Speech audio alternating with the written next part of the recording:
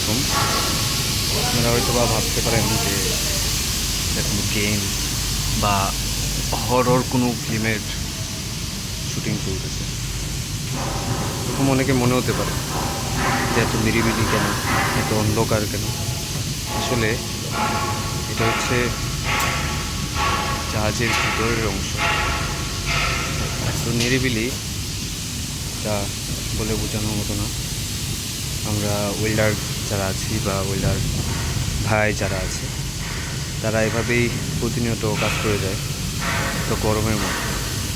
যদি আমি আমার ফেসটা শো করতে চাচ্ছি না কিছু সমস্যার কারণে, কিন্তু এই জায়গাগুলোর ভিতরে ঢুকলে বুঝতে পারবেন জায়গাগুলো আসলে কতটুকু গরম। হয়তো বা বলে বোঝাতে পারবো না, এত গরম। আপনার শরীরের ঘাম কি পরিমাণ বেরোবে, আপনাকে একটা মানুষ দেখলে মনে হবে যে আপনি গোসল করে আসছেন, এত পরিমাণ গরম থাকে। এখানে অক্সিজেনের অনেক অভাব, অক্সিজেনও কম থাকে। যতটুকু থাকা প্রয়োজন ততটুকু থাকে, কিন্তু গরম কমে না।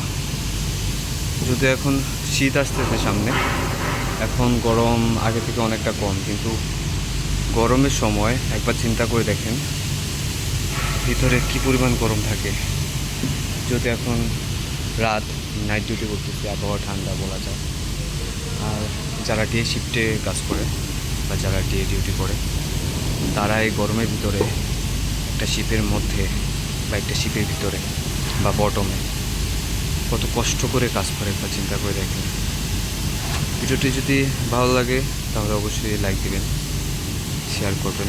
যদি আপনাদের কোনো মত প্রকাশ করার বা কোনো কিছু বলার থাকে তাহলে অবশ্যই কমেন্টে জিজ্ঞাসা করবেন। আমি আমার সর্বোচ্চ দিয়ে চেষ্টা করব বলার জন্য। ভিতরে নিচে অন্ধকার, যার কারণে কিছু দেখা যাচ্ছে না। নিচে লাইট থাকতো তাহলে আমি আপনাদের হয়তো বা দেখাতে পারতাম যে জাহাজের নিচে মানে বটম দেখতে কীরকম হয়। যারা শিপে কাজ করে তারা তো জানে, আর যারা জানে না তাদেরকে দেখাতে চাচ্ছিলাম মূলত। যাই হোক, সবাই ভালো থাকবেন, সুস্থ থাকবেন। আমার জন্য দোয়া করবেন যেন আমি সাবধানে কাজ করতে পারি। আসসালামু আলাইকুম।